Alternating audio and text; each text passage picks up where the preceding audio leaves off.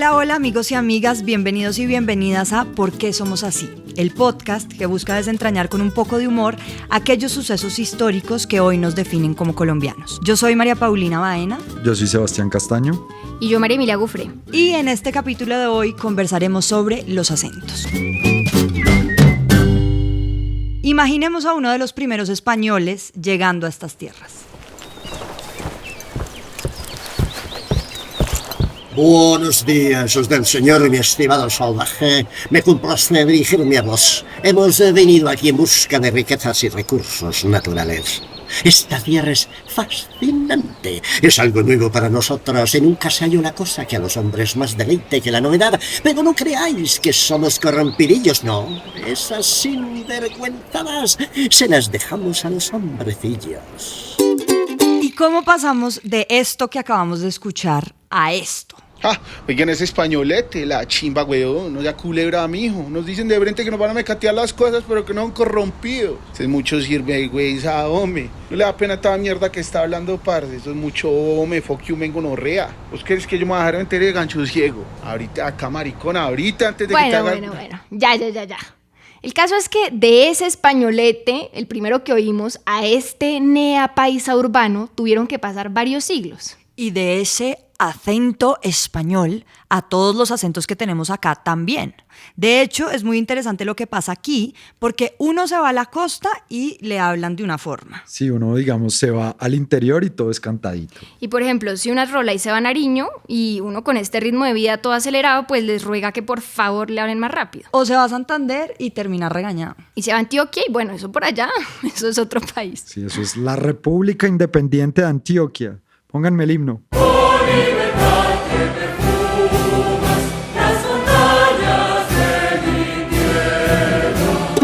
Bueno, ya no, tampoco es para poner el himno. ¿Por qué terminamos hablando así tan distintos siendo todos del mismo país? ¿Qué nos pasó? ¿Por qué hablamos así? Tener varios acentos no es una cuestión meramente colombiana. Personas del mismo país pueden sonar muy distintas entre sí, pero lo que descubrimos, y óiganlo bien, porque esto los hace quedar regios en una reunión, un cóctel, una cita con su Tinder, lo que sea, es que tenemos la fama de ser el país hispanohablante con mayor diversidad de acentos, o como le llaman los lingüistas, dialectos. Y súmenle a los acentos que hay un montón de significados para una misma palabra. No sé si les ha pasado algo así a ustedes. Oiga, ¿cómo le fue en el concierto? No me toques ese tema, que sigo arrecho porque no me dejaron entrar. ¿Arrecho? Vení, vos sí sos muy charro. Que te calenté sin entrar al concierto. Yo me caliento sin el concierto perreando. Joda, lo man raro ya. Yo me excito, deja percollando un pollito, macizando ahí bailando, que estamos pegaditos y la cosa. Sí, o sea, tú abrazas un pedazo de popó y eso te excita. Oye, hijueputa, ¿de qué estamos hablando? Uf, exacto. Qué confusión. No, pero vengan. ¿Por qué pasa esto? ¿Por qué nos perdemos tanto al hablar entre regiones? ¿Por qué nos cuesta entendernos entre nosotros? ¿Tienen alguna hipótesis?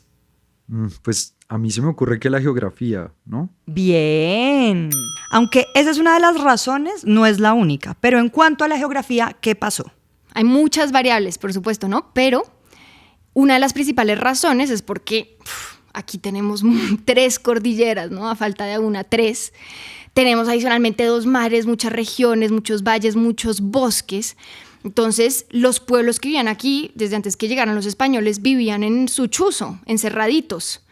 Y después, cuando llegaron los españoles, esos acentos que llegaron de los españoles también se fueron quedando ahí como encerrados, ¿no? Ah, ok. Entonces, tenemos hasta ahora 2 ingredientes que explican nuestra variedad de acentos. Uno es esta geografía tan accidentada que dificultó la formación de un gran imperio, y la otra es los múltiples acentos que tenían los españoles que llegaron aquí y que se combinaron con los distintos dialectos indígenas.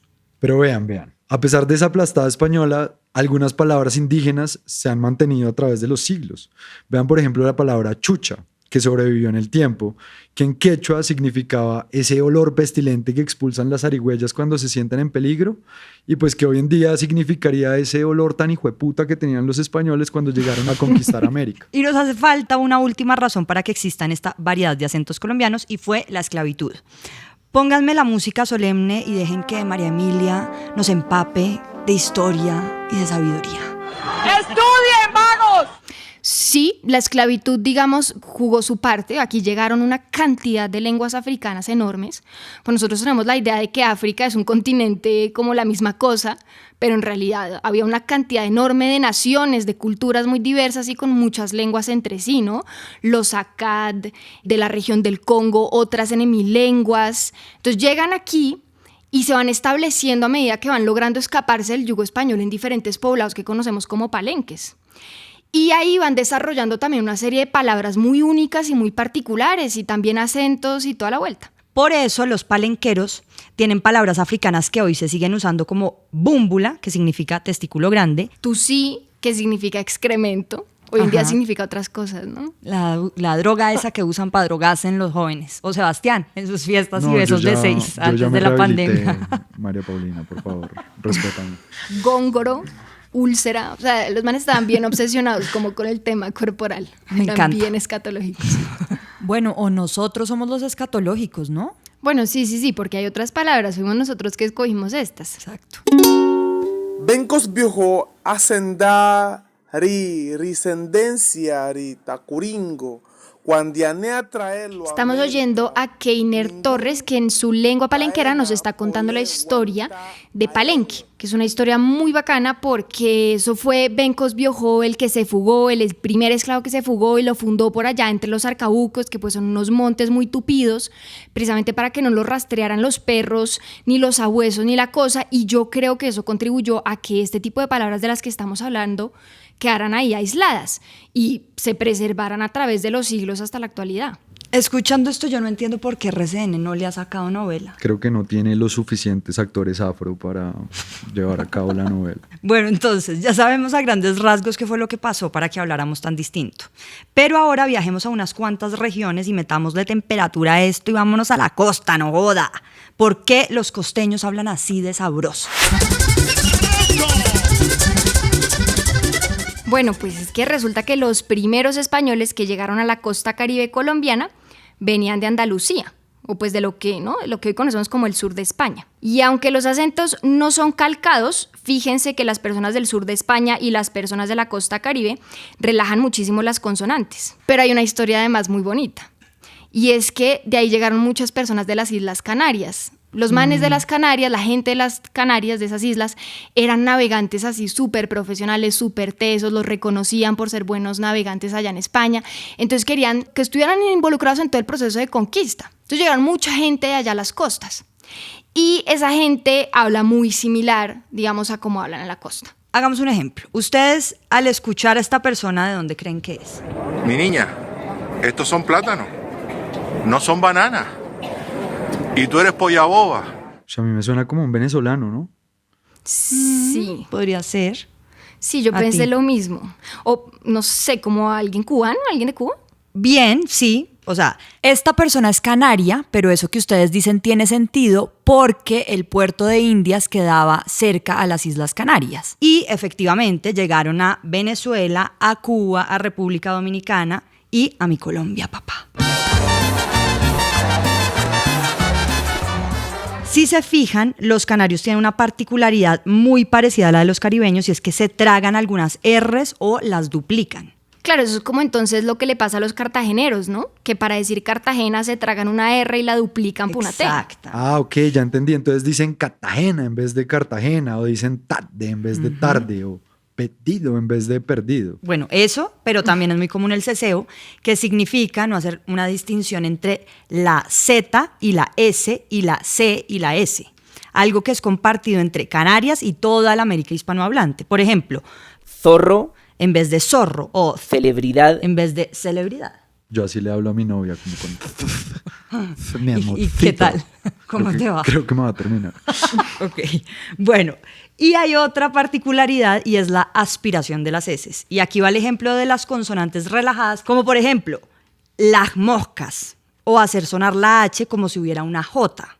Por ejemplo, estoy harta sería estoy harta. ¿Sí? Claro, ¿Fui clara? es claro. Pero pues también si se pillan en la costa, pues cada región tiene como sus particularidades, ¿no? No es como que todos hablen igual entre ellos. En Cartagena pues hablan bien golpeado. Se tragan las R's y duplican las consonantes. Ahí como tú decías, tate. Pero en La Guajira y el norte del Cesar vocean y son cosas como ¿a dónde va ahí? Mira dónde te senta ahí. Yo es que, para serles muy honesto, es que a mí me cuesta mucho entenderle a la gente de la costa. Sí, a mí me pasa igual. Sí. Perdón, Pesado. costeños. Y a uno le hablan y uno después le da pena, uno rolo que le da pena todo como un estúpido. Y uno, por favor, ¿me puede repetir lo que acaba de decir?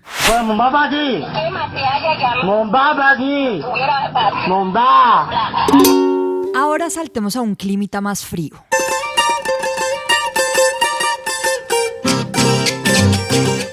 ¿Qué pasó en el altiplano cundiboyacense para que hablemos así? Es que la diferencia es mucha. Pasamos de esto, Que voy a jugar domingo, meto 2 goles y voy a jugar miércoles y me va a decir, no, que rotación. Rotación, hijo de puta, yo juego porque juego. a esto. Y nosotros los campesinos tenemos conocimiento. Y estoy aquí en la vereda de Siguineque del municipio de Turmeque, Boyacá. Bueno, ahí lo que parece que pasó es que a la llegada de los españoles en el altiplano cundiboyacense pues hablaban muisca. Esa es una lengua que casi queríamos que en paz descanse. Y a mediados del siglo XVII ya no se hablaba muisca en Tunja ni en Santa Fe, y un siglo después ya no se dictaba en ningún lado porque pues, los indígenas ya hablaban español. Pero pillen este dato, de las palabras que usamos aquí, cerca del 7% son de origen muisca, como por ejemplo fique, que es esta fibra con la que se hacen cosas, o totear, que significa reventar o estallar, o turmeque, que es el disco pues, con el que jugamos el juego del tejo. Y changua, que viene de Shinigua. No sé si lo estoy diciendo bien, pero que es como esa sopa que no tiene puntos medios. Uno o la odia o la ama, como una pizza hawaiana. Ok, pero hablemos de algo que parece un misterio y es ¿por qué supuestamente los bogotanos tenemos acento neutro? ¿En serio? ¿Qué? ¿No tenemos acento? ¿Nosotros los rolos? Pues obvio que tenemos acento. Me van a decir que aquí no encuentran ningún acento. Yo ahora soy un man reeducado, soy un pedagogo reeducativo. Trabajo en pedagogía reeducativa, soy el rector de un colegio. Yo robo, pero a veces. Es que vea, ¿a quién en esta distinguida mesa no le han dicho que habla cantadito o que parece que tuviera una papa en la boca? El caso es que siempre nos han dicho que tenemos el mejor español del mundo, pero ¿por qué? ¿Por qué carajos aquí no hablamos costeño si también aquí llegaron los mismos andaluces de la costa caribe? ¿Por qué? Eso es como chistoso, yo creo que eso tiene que ver con lo de los Borbones y con que entonces aquí llegan las élites y entonces nos cogimos el cuento de que teníamos un español más neutro, más puro, pero eso es carreta, ¿no? Nosotros tenemos nuestro acento. ¿En serio? Es el cantadito. No. ¿De verdad? ¿Qué? Pero pues no solo se explica, digamos, el acento, ¿no? También explica el uso de ciertas palabras que expresan una alta jerarquización y como esa necesidad de rendirle pleitesía todo el tiempo a esas élites, de lambonearles permanentemente. Uy, eso me hizo pensar en una palabra que siempre me ha llamado la atención y es su merced, y que me ha parecido muy extraña su transformación y que solo se usa además acá en Colombia y pues más específicamente en Boyacá. Esa historia es bien chévere y bien bonita porque su merced pues viene de su merced, ¿no? Fíjense que aquí en la región más del centro de Colombia, las relaciones, incluso lo vemos desde la distribución de la tierra, fueron mucho más jerarquizadas, ¿no? Había como unas élites mucho más claras que tiene también que ver con el hecho de que aquí llegaran los nobles y la corona y el cuento y los Borbones, de lo que pasó en la costa caribe, que las relaciones eran un poco, o incluso en Antioquia, que las relaciones eran un poquito como más horizontales. Aquí había mucha verticalidad y se utilizaban muchas palabras como el su merced, incluso hasta hace poquito, ¿no? O sea, se sigue usando. De hecho, lo que pasa es que cambió el significado, que es otra de las cosas maravillosas de la historia del lenguaje, y es cómo se transforma y cambia por completo dependiendo del contexto, ¿no? El su merced era el típico que le decía la persona, el patrón al hacendado. Claro, ¿no? estar a su merced. A su merced. ¿Sí? Y eso se fue transformando, después igualmente hasta hace relativamente poco, por ahí un siglo, siguió teniendo este mismo significado de importancia del otro, ¿no? Entonces el hijo le decía al papá su merced, y hoy en día ya es lo que usamos aquí entre todos, su merced, como decir pana, como decir amigo. Cambió por completo también por la transformación social, que creo que también es lo otro que atraviesa la historia del lenguaje y que hace que sea tan bonita, ¿no? Las culturas cambian, las sociedades cambian y por tanto las palabras se resignifican. Y es muy raro cómo esa palabra se ha transformado porque es como si hoy habláramos así. ¿Patrón desea un tintico? Oh, su majestad, tan adorada, gracias. Ah, bueno, voy a terminar de arreglar la cocina y salgo. Sí, váyase, tranquila, su majestad, que eso hay protestas por donde usted vive, cosa tan espatosa y tan jártala. Pero el caso es que aparte del muisca que se extinguió, del supuesto acento neutro que nos caracteriza y de la transformación del su merced, hay algo que también está en vía de extinción y es ese clásico rolo. ¡Dejen el escándalo, caray! ¡Dejen chaval! Ese español bogotano de ala, carachas, chatico, guachepisco, arrunche. Es el que llamamos clásico. Hay palabras que vienen del español muy antiguo, como el ala, que es precisamente una palabra de origen árabe porque pues la península ibérica, lo que hoy conocemos como España, fue durante 7 siglos árabe, ¿no? Estuvo colonizado por los árabes. Entonces hay muchas de nuestras palabras, sobre todo las que empiezan por AL, como ala, o almohada, o alféizar, o bueno, que vienen del árabe. Y ala viene de ahí, ¿sí? Muy, muy local, pero entonces se le suma el ala, carachas. Obvio. Nunca... Perfecto. Y ese carachas. O sea, es el casado perfecto. Ese carachas es una mezcla bien particular, porque es una mezcla de árabe con quechua. Carachas es piquiña, rasquiña, sarna de los perros. Sarpullido. O sea, cuando uno escucha uno de estos rolos diciendo a la carachas es Dios, qué piquiña. Exactamente, exactamente. Hay otra que me encanta y es una clásica de los rolos de toda la vida y es el guache. No sé, cuando dicen mucho sino tan guache ala, carachas. Ese sí es de origen muisca, eso es lo que dicen, ¿no? El chisme es que significaba guerrero. Esto yo no lo puedo comprobar, pero bueno, parece que sí, tiene como ese trayecto histórico, ¿no? Y eso es lo que explica que sea tan común en estas tierras y también en Boyacá, ¿no? Uno lo oye mucho por estas regiones y por eso cuando ustedes van a la costa y otros lados del país, allá no se usa el guache. No, bueno, pues y como esa hay muchas otras. Pisco, arrunche, churria, chivato, chéchere, embolatado, popocho, que es como me dice mi mamá. El caso es que todas esas palabras fueron surgiendo con el tiempo, se fueron volviendo mega bogotanas y pues no sabemos a ciencia cierta por qué, ¿no? Porque el lenguaje todo el tiempo se está transformando. Lo único es que al ilustre filólogo Rufino José Cuervo le parecía que eran de quinta, que transgredían el español clásico. ¡Qué video! Y uno pensando que este era el español clásico, el puro, el de toda la vida. Y vengan, ¿y hay alguna forma de saber por qué estas palabras se terminaron quedando en Bogotá y son muy difíciles de escuchar en el resto del país? Difícil, pero hay un historiador que se llama Alfredo Iriarte, y dice pues que Bogotá era una ciudad muy aislada, ¿no? Metida entre montañas, o sea, imagínense estas montañas tan altas, ¿no? Entonces volvemos a esa idea de que las 3 cordilleras atraparon ciertos usos del lenguaje en diferentes regiones. Pero lo cierto es que estas son cosas que pasaron hace mucho tiempo y que quizás, digamos, no podamos como encontrar las razones exactas. Bueno, y entonces llegamos a una de las tierras más hermosas que ha tenido esta republiqueta, con la gente más hermosa, con el aire más puro, con las mejores arepas del mundo, los mejores frisoles. Estos paisajes que tenemos aquí, Ave María, pues hombre, usted no los encuentra en ningún Disneylandia. Sí, amigos, lo adivinaron, llegamos a Antioquia. Tierra pujante, tierra preciosa, tierra arriera, tierra de gente chapaelante, tierra de gente que no se vara nunca, que vendía hasta un hueco, que de un problema encuentra una oportunidad, llena de gente amable. Aprovecho para mandarle un saludo a mi familia en Sonsonia, Begorral, a toda la gente de Marinilla, de San Pedro de los Milagros, de Carmen de Viboral, Jardín. Wow, qué bueno, gracias por eso. María. Perdón, ya. Fue el espíritu de mi abuela que me agarró y eso me zarandió toda ahí. Me dejó como con esta cosa. Bueno, la perdimos. Ya. Hay algo que caracteriza mucho a los paisas y es ese arrastrada. Sí, exactamente. Eso que tú dices es supremamente cierto. Gracias, María Paulina, gracias. El caso es que para hablar del acento paisa y su S arrastrada tenemos que hablar de quienes parecen haber sido los principales colonizadores de Antioquia, los españoles del norte, los vascos, los catalanes y los aragoneses. Que vas por ahí y ¿de dónde eres? ¿De Zaragoza? ¡Pasa pues! Digo, perdona, digo, en Aragón hay sordos, digo, pero la gente normal nos entendemos. Digo, tú le dices, pasa pues. Digo, has hecho el acento aragonés sin gritar. Bueno, ahí acabamos de escuchar a un aragonés. ¿Cómo? Hombre, no puede ser, esto aterrado. Así es, tienen el mismo cantadito de Marinilla. Ve esta muchacha como está de grande. Y hasta embarnecida que está esta muchacha. Allá llegaron sobre todo los españoles, hubo una migración muy fuerte de españoles judíos. Sefardíes. Exacto, los que conocemos como los sefardíes. Que de hecho ahorita está de moda porque hay un resto de gente sacando papeles para ser judíos sefardíes, que es como la forma de rectificar lo que hicieron con la colonia. Pues por eso los paisas todos se nacionalizaron españoles ya. Claro. Bueno, pero esos judíos sefardíes entonces tienen este acento, dialecto que se llama ladino, ¿no?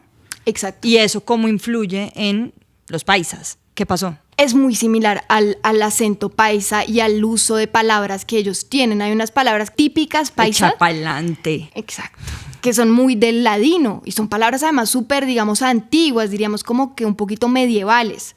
Y vienen del español, del castellano ladino. Como cuando los paisas dicen que nos comamos un algo parviao, algo que solo entienden allá y que significa tomar onces acá. Hay palabras que ya uno no oye en Medellín o pues que ya no son tan comunes como surriago, que tiene que ver precisamente más con esa historia de arrieros, mucho más rural, de los poblados paisas, antes de que Medellín se convirtiera en esta como gran metrópoli, ¿no? Claro, y eso es como el paisa también como de regiones, que es muy diferente al que se está dando ahora en Medellín, que creo que tiene mucha influencia con el tema del narcotráfico y el reggaetón y todos estos fenómenos culturales que de cierta forma ayudan a transformar al lenguaje. Hablemos del parlache.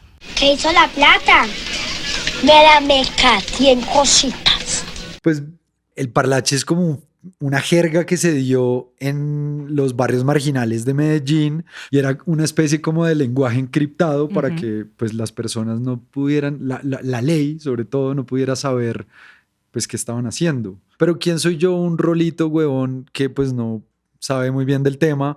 Más bien escuchemos a Alonso Salazar, que escribió un libro que se llama No nacimos pa' semilla, que es periodista, fue alcalde de Medellín y pues es un experto en el tema. Estandarizaron un lenguaje y ese lenguaje se fue tomando clases medias y clases altas y aún hoy todavía están esos vestigios, pero también las maneras de vestir, de ser, las propias edificaciones. Fue todo un impacto que transformó una sociedad muy agraria, muy campesina, muy ensimismada, como era la antioqueña, en una sociedad convulsionada, ansiosa, y donde el sentido de la muerte y de la vida se desvalorizó tremendamente.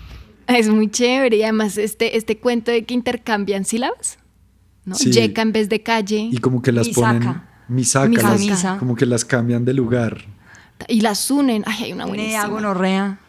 Culebrón, culebrolebrón. No, colaborambón. Colaborambón, es una palabra necesaria. Esa nunca la he escuchado, pero es muy chistosa. Y pellerrea. Esa sí es más grosera. ¿Pelle y gonorrea? Pelle y gonorrea. Sí. Espectacular. Y además pues se terminó expandiendo con este boom de las narconovelas. Sin tetas no hay paraíso, Escobar el patrón del mal, incluso Juanes tiene un álbum que se llama Parce. Y otro fenómeno que transformó la jerga paisa y que nos puso a mover el chakra de la sexualidad es y quiero que hagamos silencio, por favor, y suelten ese temaki.